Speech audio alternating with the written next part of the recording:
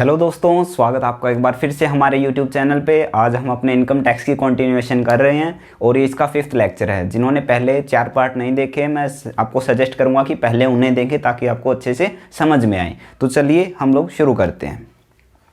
हम लोग पढ़ रहे हैं income tax act 1961। Income tax act 1961।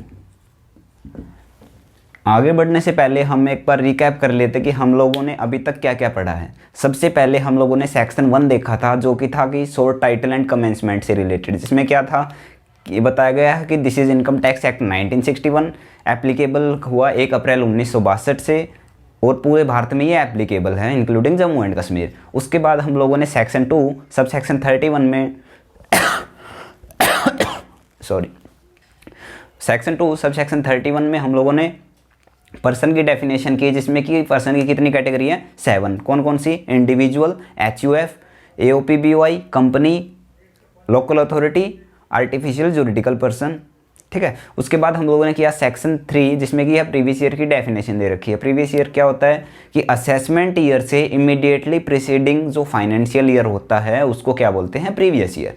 उसके बाद हम लोगों ने किया सेक्शन 4, जो कि था चार्जिंग सेक्शन। उसमें क्या कहा गया कि अगर किसी पर्सन की total income minimum exempt limit से ज़्यादा है तो उसको गिवन रेट टैक्स रेट से क्या करना पड़ेगा? टैक्स की पेमेंट करनी पड़ेगी। फिर हम लोगों ने देखा सेक्शन 4 में ही पूरा ब्लूप्रिंट देखा कि किस तरीके से इनकम टैक्स आगे होएगा। ठीक है। सबसे पहले हम लोगों ने देखे 5 हेड्स ऑफ इनकम होते थे, फिर क्लबिंग करते थे इनकम की। इस तरीके से हम लोगों ने पूरा ब्लूप्रिंट अपने लास्ट लेक्चर में देख लिया था। ठीक है। तो अब हम आज अपना नया सेक्शन शुरू करने जा रहे हैं, जो कि सेक्शन 5। तो चलिए सेक्शन 5 हम लोग शुरू करते हैं। सेक्शन 5 में का क्या है नाम? इसमें है स्कोप ऑफ टोटल इनकम।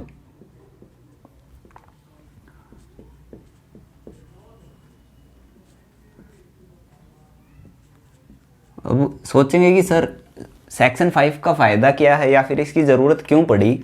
तो जैसे कि सपोज़ करो कि कोई पर्सन है, वो इंडिया का है। ठीक है। तो वो कहता है कि उसने अमेरिका में जॉब करके पैसे कमाए। ठीक है। तो क्या उसको इंडिया में टैक्स भरना पड़ेगा? किसी ने पूछा। ठीक है। ऐसे ही क्या हुआ, कोई अफ्रीकन कोई सिटीजन था, वो कहता है कि मैंने इंडिया में कुछ रुपए कमाए, तो क्या मुझे यहाँ पे टैक्स भरना पड़ेगा? ठीक है। इस तरीके के जो भी सवाल है ना, उन सब के जवाब देने के लिए एक ब्रीफ में सेक्शन बना दिया गया, सेक्शन 5। ठीक है।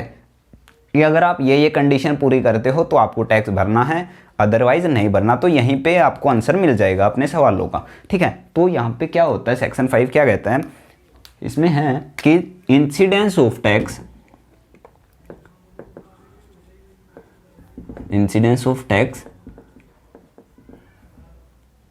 depends upon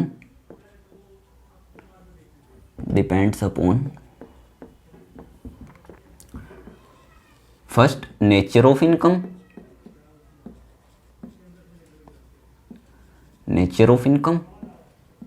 second residential status,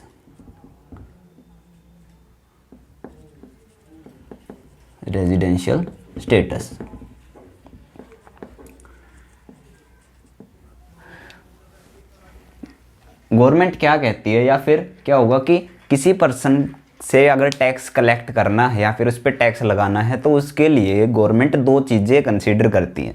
पहली कि जिस इनकम पे वो टैक्स लगा रही है सरकार, क्या वो कि उस इनकम का नेचर क्या है, पहली बात। दूसरी, उस पर्सन या उस असेसी का रेजिडेंशियल स्टेटस क्या है।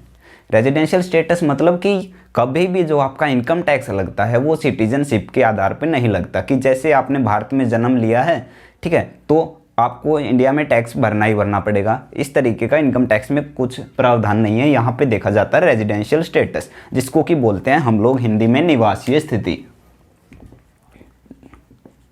अगर कोई रेजिडेंट साबित हो जाएगा तो उसको टैक्स भरना है, और नहीं होगा तो नहीं भरना। इस तरीके की जो भी कंडीशन है उनको हम डिटेल में देखेंगे। ठीक है। ये तो बता रहा है कि रेजिडेंशियल स्टेटस के आधार पे ही क्या होता है, टैक्स लगता है। तो आई बात समझ में कि टैक्स जो लगेगा उसके लिए आपको 2 चीज़ें देखनी होती है, उस इनकम का नेचर क्या है, दूसरे उस असेसी का रेजिडेंशियल स्टेटस क्या है, कि वो रेजिडेंट कहाँ का है। ठीक है। अब रेजिडेंट साबित कैसे होगा या क्या होगा वो हम लोग पढ़ेंगे सेक्शन 6 में, ठीक है। रेजिडेंशियल स्टेटस कहाँ दे रखा है, सेक्शन नंबर 6 जो हम आगे पढ़ेंगे। दूसरा है आपका कि गवर्नमेंट कहती है कि आप नेचर ऑफ इनकम चेक करो कि उस पर्सन की जो इनकम है उसका नेचर क्या है।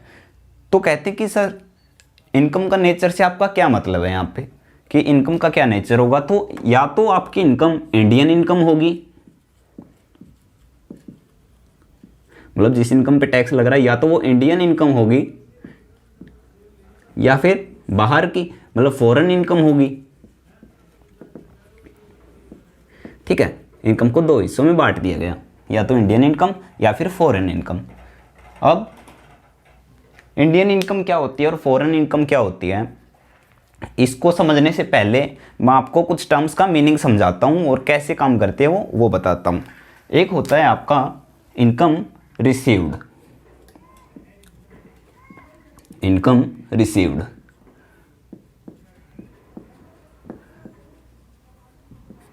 इनकम रिसीव्ड क्या होती है, जैसे कि नाम से पता चल रहा है इनकम का रिसीव होना, ठीक है। तो किसी भी इनकम को रिसीव हुआ कब माना जाता है, when the income is received first time, ठीक है। सबसे पहले जहाँ पे इनकम रिसीव होगी उसी टाइम क्या वहीं पे क्या मान लिया जाएगा, इनकम का रिसीव होना मान लिया जाएगा। आई बात समझ में। जैसे कोई पर्सन है ए और वो यूएस में जॉब करता है, ठीक है, और वहाँ पे उसको सैलरी मिली 15 लाख रुपए, सपोज कर लो 20 लाख मान लो, 20 लाख रुपए उसको सैलरी मिली, ठीक है। तो उसको कहाँ पे मिली होगी, वो यूएस में मिली होगी, ठीक है, जॉब करता था तो इसको 20 लाख रुपए सैलरी मिली। और फिर क्या करता है ये 20 लाख रुपए इसको यूएस वाले अकाउंट में मिली तो रिसीव वहाँ पे यूएस में रिसीव हो रहे हैं। अब ये क्या करता है उसमें से 10 लाख रुपए इंडिया ट्रांसफ़र कर देता है, 10 लाख रुपए इंडिया में अपने पेरेंट्स को या फिर घर वालों को भेज देता है, ठीक है, उस 20 लाख में से। तो मैं आपसे पूछूं कि इसमें इनकम कहाँ रिसीव हुई है, कहाँ बताओगे आपकी इनकम कहाँ पे रिसीव हुई है। तो आप कहोगे कि सर 10 लाख रुपए इंडिया में आए हैं, इंडिया में तो क्या इंडिया में रिसीव होंगी हैं। तो इसका जवाब है कि फर्स्ट टाइम जहाँ पर रिसीव होगी वही प्लेस माना जाएगा रिसीविंग का, ठीक है। तो सबसे पहले आपको रिसीव कहाँ हुई है, यूएस में, ठीक है। तो ये इनकम कहाँ रिसीव हुई मानी गई, यूएस में। या दूसरा केस क्या हो सकता है, यहाँ पे इसने जो 10 लाख भेजे हैं ना इसको बोलते हैं रेमिट करना, ठीक है। इसने क्या किया है, इनकम को रेमिट कर दिया अपने फैमिली को, ठीक है। तो आई बात समझ में, रिसीव होना और रेमिट होना दोनों में फ़र्क होता है। ये यहाँ पे रेमिट कर दी इसने इनकम अपने घर वालों को। दूसरा केस क्या हो सकता था कि जो इसको 20 लाख रुपए सैलरी है ये क्या कह दे कि आप डायरेक्ट मेरे इंडिया वाले अकाउंट में ट्रांसफ़र कर दो, तो ये 20 लाख रुपए डायरेक्ट इंडिया ट्रांसफ़र हो गए। तो इस केस में इनकम कहाँ रिसीव हुई मानी जाएगी, इंडिया में। आई बात समझ में। तो इनकम रिसीव का मतलब आ रहा होगा समझ में, आई थिंक। अब इसके बाद हम लोग चलते हैं, ये तो इनकम रिसीव्ड का मतलब हुआ कि फर्स्ट टाइम जहाँ इनकम रिसीव हुई उसको वहीं की इनकम मान लेते हैं। एक होता है आपका इनकम का एक्रू होना या अराइज होना, इनकम एक्रू और अराइज। अब इसका क्या मतलब हुआ, जब आपको इनकम रिसीव करने का राइट मिल जाता है तो हम कह सकते हैं कि आपकी इनकम एक्रू हो गई है। आई बात समझ में। इनकम को रिसीव करने का राइट ही क्या कहलाता है, इनकम का एक्रू होना, ठीक है। तो इनकम कब एक्रू हुई, ये हुई जैसे डेली बेसिस पे कोई पर्सन है वो जॉब करता है किसी कंपनी में, ए है वो जॉब करता है, सपोज करो उसने 10 दिन जॉब की, 10 डेज,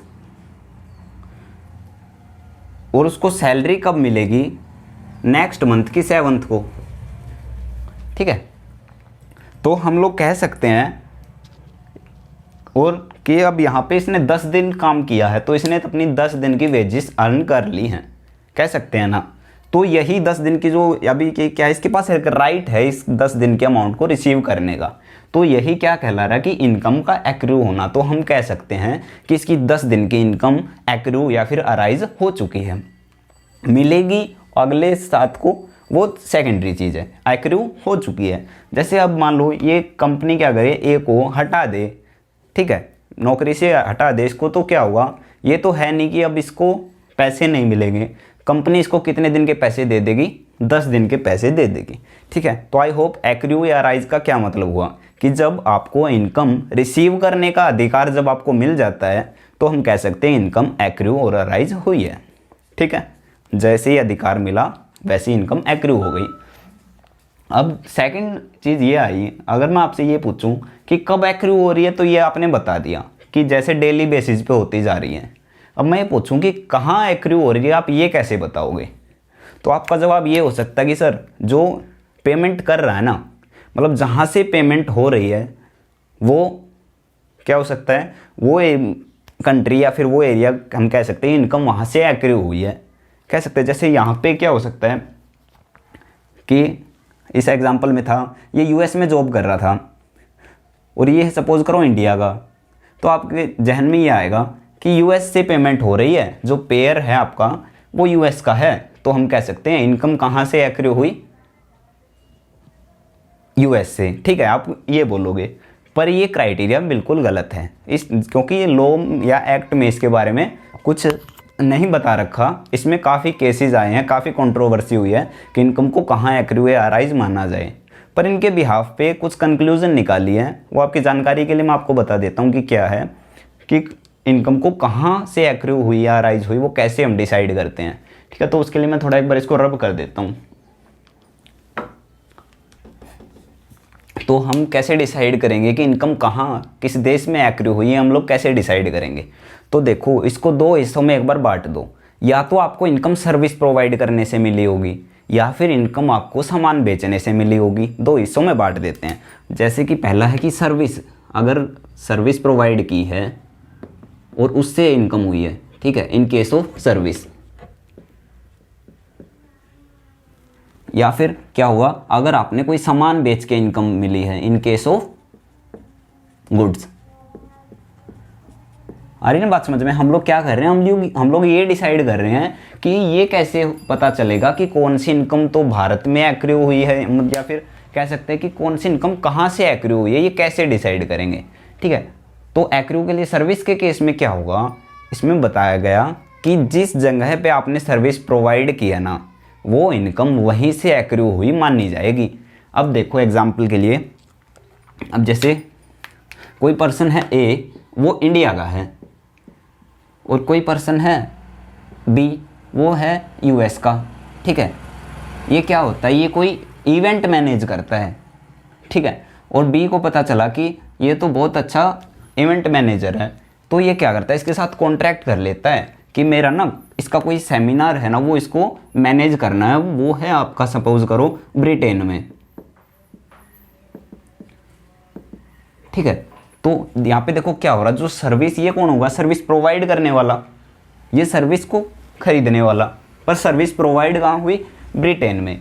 तो इस केस में हम क्या बोलेंगे, अब ये तो है नहीं कि इसने फ्री में कॉन्ट्रैक्ट किया हुआ, बदले में सपोज करो इसने मांगे इससे 1 करोड़ रुपए मांगे इवेंट मैनेज करने के, ठीक है। तो ये जो 1 करोड़ इनकम है, ये इसको पता है कहाँ पे एक्रू हुई मानी जाएगी, ये मानी जाएगी ब्रिटेन में, क्योंकि इंपॉर्टेंट पॉइंट ये है कि जहाँ पे आपने सर्विस प्रोवाइड की, where service is rendered, where service is rendered, जहाँ पर सर्विस दी, इनकम भी वहीं से एक्रू हुई मानी जाएगी, ठीक है। अभी तो मैं ये आपको बता रहा हूँ कि कहाँ से मानी जाती है, और ताकि अब आगे आपको समझ में आए, उसको लिंक आप कर सको अच्छे से। अब ये तो हुई सर्विस के केस में, आई बात समझ में कि जहाँ पर या फिर जिस देश में सर्विस प्रोवाइड हुई है वहीं से इनकम एक्रू मानी जाएगी, इनकम एक्रू। अगर गुड्स का केस है, ठीक है, कि अगर सपोज करो किसी पर्सन है, वो सामान बेचता, उसका बिजनेस है गुड्स को सेल करने का, ठीक है। अब जैसे कोई मान लो सपोज करो क्या सेल करता है, वो बेचता है आपके टेलीविजन्स बेचता है, ठीक है। तो क्या होगा, जैसे ए है, ये वाला मार्कर यूज करते हैं, ए है ये इंडियन है, ये बी है ये यूएस का है, ठीक है। ए किस में डील करता है, टीवी में, टीवी सेल करता है। तो ये क्या होता है, ये बी को टीवी सेल करता है 1000, ठीक है, 1000 टीवीज। तो अब क्या होगा, दो केस हो सकते हैं, ठीक है। पहला क्या हुआ कि बी कहता है कि जब तक ये 1000 टीवी मेरे गोदाम में नहीं पहुंच जाते, मतलब यूएस में नहीं पहुंच जाते, उस टाइम तक सारी जिम्मेदारी किसकी होगी, सेलर की, मतलब कि ए की, ठीक है। तो जो ट्रांसफर ऑफ ओनरशिप है ना, या फिर रिस्क जो कह रहे हैं कि कब ट्रांसफर हो रहा है दूसरे वाली पार्टी को, यहां पहुंच के यूएस आने के बाद। आई बात समझ में, कि जब तक यहां नहीं आ जाता, रास्ते में कुछ भी नुकसान हुआ तो वो किसका है, आपका है, ठीक है। तो यहाँ पे हम कह सकते हैं ना कि ओनरशिप कब ट्रांसफर हुई है, इसको यूएस में आने के बाद, ठीक है। तो गुड्स का टाइटल यहाँ पे ट्रांसफर हुआ, तो इनकम भी कहाँ से एक्रू मानी जाएगी, यूएस से, ठीक है। दूसरा केस क्या हो सकता है कि ए बी को ये कह दे कि सर 1000 टीवी आपको चाहिए, ठीक है, आप चेक कर लो हमारे गोदाम में कोई आपको प्रॉब्लम हो तो ठीक कर देंगे, ठीक है। पर जैसे ही हमारे शोरूम से निकलते हैं, अब हमारे जो टेलीविजन्स हैं, उसके बाद हमारी कोई गारंटी नहीं होगी। ये सपोज करो इंडिया में ये है, मुंबई में सपोज करो इसका ये शोरूम, ठीक है। तो इस केस में क्या हुआ कि जैसे ही शोरूम से बाहर निकल रहा है सामान, तो इसकी रिस्क पूरा किस पे ट्रांसफ़र हो जा रहा है, बी पे। जो भी अब आगे खर्चा या फिर जो नुकसान हुआ वो कौन बियर करेगा, बी। तो इस केस में इनकम कहाँ एक्रू मानी जाएगी, इंडिया में, ठीक है। तो आई बात समझ में, काफ़ी इंटरेस्टिंग है ना। तो इस केस में इंडिया में मानी जाएगी, और पहले वाले केस में यूएस में एक्रू, कि मतलब जहाँ पर ओनरशिप ट्रांसफ़र हुई है ना, जो रिस्क ट्रांसफ़र हुआ है सामान का ओनरशिप से रिलेटेड, वो उसी प्लेस को क्या बोलेंगे कि इनकम उसी देश में एक्रू या फिर अराइज हुई है, ठीक है। तो आई होप आया होगा आपको समझ में। सर्विस के केस में जहाँ पर सर्विस प्रोवाइड की है, गुड्स के केस में क्या होता है जहाँ पर आपका जो रिस्क जो ट्रांसफ़र हुआ ना ओनरशिप से रिलेटेड, उस जगह से क्या बोलेंगे, इनकम में एक्रू या फिर अराइज हुई है। अब इसके बाद चलो आगे बढ़ते हैं, आपको आया होगा मतलब समझ में। सबसे पहले हम लोगों ने देखा इनकम रिसीव्ड क्या होता है, कि फर्स्ट टाइम जहाँ पे रिसीव हुई, ठीक है, वहाँ पे कहलाएंगे कि भाई यहाँ पे इनकम रिसीव हुई है। सेकंड है आपका इनकम एक्रू या फिर अराइज कहाँ हुई, क्या होती है और कहाँ पे हुई, कैसे मानेंगे, ये हम लोगों ने देखा। तो अब हम एक बार फिर से वापस अपने सेक्शन पे आते हैं। सेक्शन में क्या लिखा था हम लोगों ने कि इंडियन इनकम और फॉरेन इनकम, इंडियन इनकम थी और फॉरेन इनकम थी।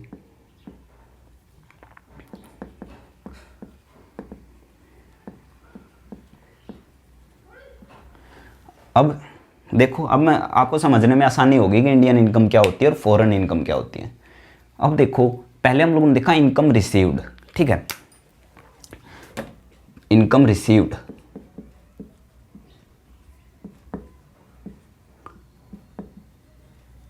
ठीक है। फिर हम लोगों ने देखा क्या, इनकम एक्रू और अराइज,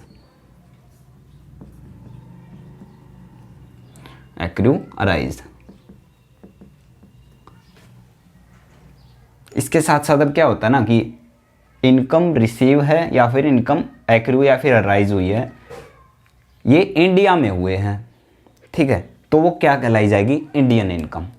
यहाँ तक आई थिंक बिल्कुल ईजी है, आई होगी बात समझ में। अगर भारत में इनकम रिसीव हो रही है तो भी वो भारतीय इनकम है, अगर भारत में एक्रू हुई है या फिर कह सकते हैं कि भारत से कमाई गई है तो भी क्या है, वो इंडियन इनकम है। इसके साथ साथ ये तो इनकम डायरेक्टली आपको पता चल जाए कि रिसीव हुई है। कुछ केसेस में क्या होता है कि गवर्नमेंट डीम कर लेती है, मान लेती है कि ये इनकम इंडिया में रिसीव हुई है, तो हम क्या कहते हैं, गवर्नमेंट डीम कर लेती है, और deemed to be received, deemed to be received in India, ठीक है। ये केसेस कौन से हैं, ये हमें कैसे पता चलेगा, ये हमें दे रखा है सेक्शन 7 में, इसको हम बाद में डिटेल में पढ़ेंगे। पर अभी के लिए आप ये समझ लो कि इनकम जो रिसीव हुई है वो इंडिया में हुई है, या फिर कुछ केसेस में गवर्नमेंट कह देगी कि इसको हम इंडिया में रिसीव हुआ मान लेंगे, वो आपको दे रखा सेक्शन 7 में, हम डिटेल में पढ़ेंगे, अभी आप सिर्फ इतना समझ लो, ठीक है। ऐसी income accrue or arise India में हुई है। कुछ केसेज में क्या हो जाएगा, गवर्नमेंट इसको भी डीम कर देगी, कह देती कि कुछ इन केसेज में क्या कर देगी, गवर्नमेंट कह देगी कि ये इनकम इंडिया में ही एक्रू या अराइज हुई है, deem to be accrue or arise in India, accrue or arise in India. अब कहोगे कि सर इसमें कौन से किस केस में डीम करते हैं कि इंडिया में एक्रू अराइज हुई है, तो इसके लिए हमें दे रखा है सेक्शन 9, ठीक है। इनकी हम आगे चल के डिटेल में स्टडी करेंगे, अभी के लिए आप इतना समझ लो कि क्या होता है कि कुछ केसेज में गवर्नमेंट भारत में रिसीव हुआ मान लेती है, कुछ केसेज में भारत में एक्रू या अराइज मान लेती है। सेक्शन 7 और सेक्शन 9 इनके लिए दे रखे हैं।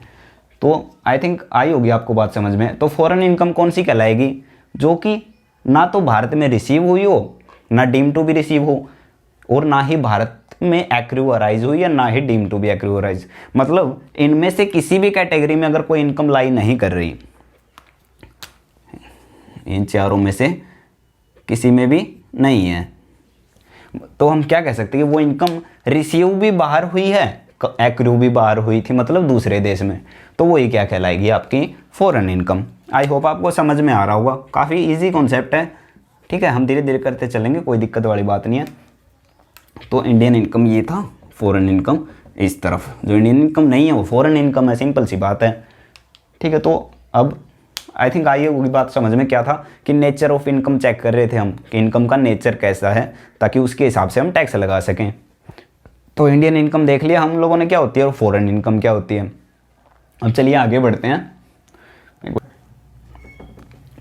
तो आई थिंक समझ में आया होगा, हम लोगों को क्या देखना था कि कहते हैं कि वो सरकार कहती है कि किसी भी इनकम पर टैक्स लगाने से पहले दो चीज़ें चेक करनी होती है। पहले नेचर ऑफ इनकम, इंडियन है या फॉरेन है। दूसरा हमें चेक करना होता है रेजिडेंशियल स्टेटस क्या है उस एसएससी या फिर उस पर्सन का, ठीक है। तो रेजिडेंशियल स्टेटस क्या होता है, ये हमें दे रखा है सेक्शन 6 में, रेजिडेंशियल स्टेटस।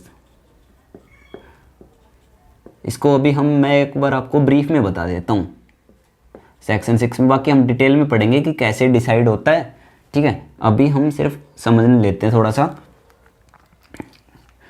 तो रेजिडेंशियल स्टेटस में क्या होगा कि किसी पर्सन को हमें ये चेक करना है कि क्या वो रेजिडेंट है इंडिया का या फिर नहीं है। तो इस केस में आप तो क्या होगा, या तो कोई पर्सन रेजिडेंट होगा या नहीं होगा।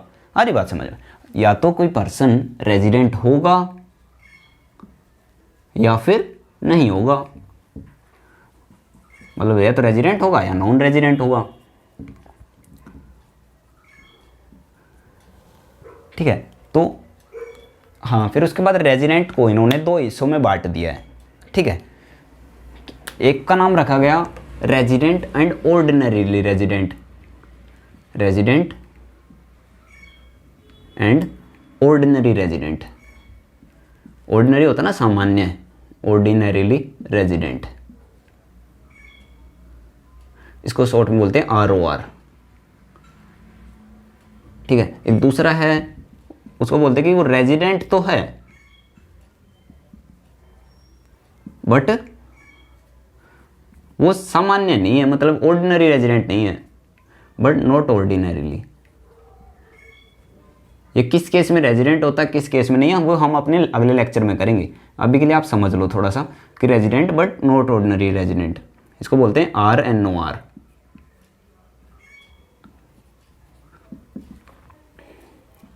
ठीक है, आई बात समझ में।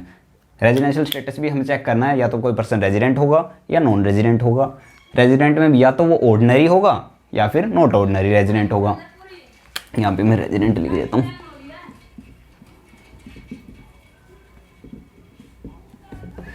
ठीक है, तो अब देखो कि क्या होगा।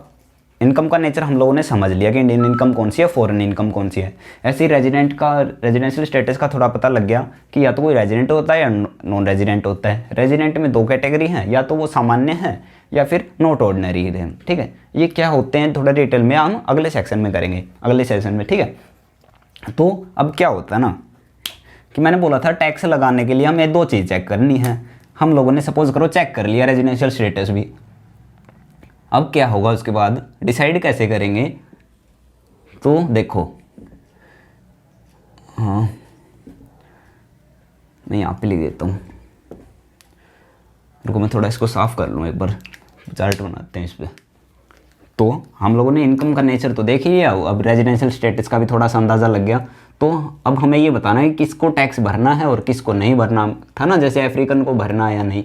तो इसके लिए देखो हम लोग एक चार्ट बनाते हैं। सबसे पहले हम लिखते हैं इंडियन इनकम के बारे में लिखते हैं, इंडियन इनकम। पहला पॉइंट हुआ कि इनकम रिसीव्ड और डीम्ड टू बी रिसीव्ड, जो कि हम सेक्शन 7 में पढ़ेंगे, आपको पता ही है, और deemed to be received in India, इसको इंडियन इनकम बोलते थे। दूसरा क्या था कि income accrue or arise in India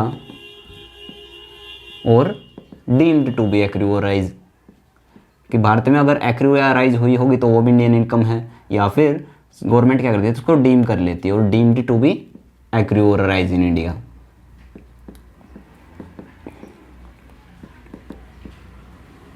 in India, ये थी आपकी इंडियन इनकम। उसके बाद हम लोगों ने देखा था फॉरेन इनकम की, जो क्या थी, एक्रू और रिसीव्ड दोनों क्या हो, हमारे देश से बाहर हो, इंडिया से बाहर हो, तो उसको बोलते थे फॉरेन इनकम।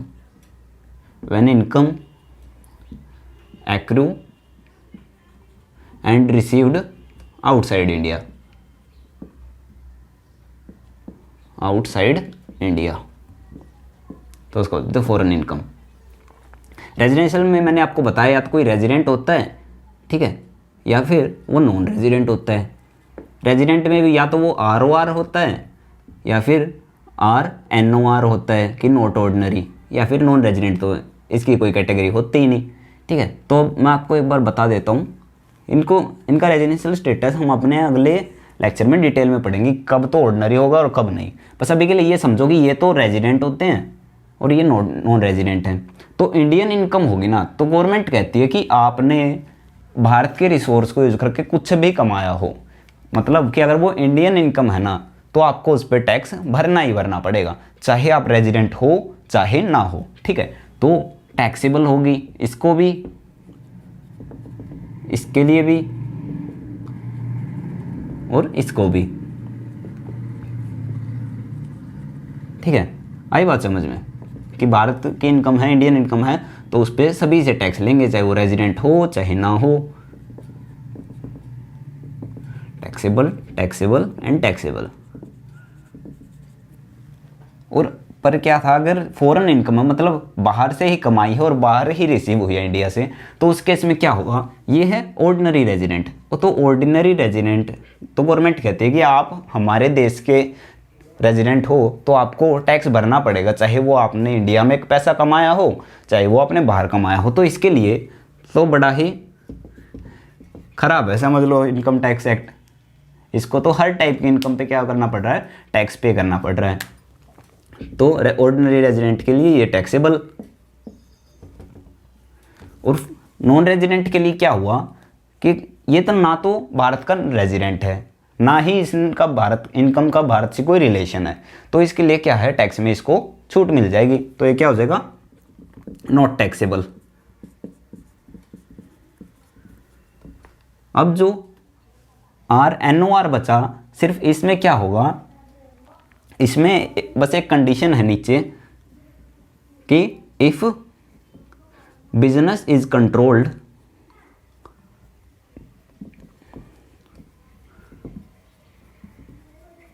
और मैनेज्ड, कंट्रोल्ड और profession setup in India, setup in India, तो इसके लिए टैक्सेबल होगी। इसके अलावा अन्य अदर इनकम क्या होगी, इसके लिए नॉन टैक्सेबल, इंडिया में इसको टैक्स उस पर नहीं भरना पड़ेगा। Other income non taxable.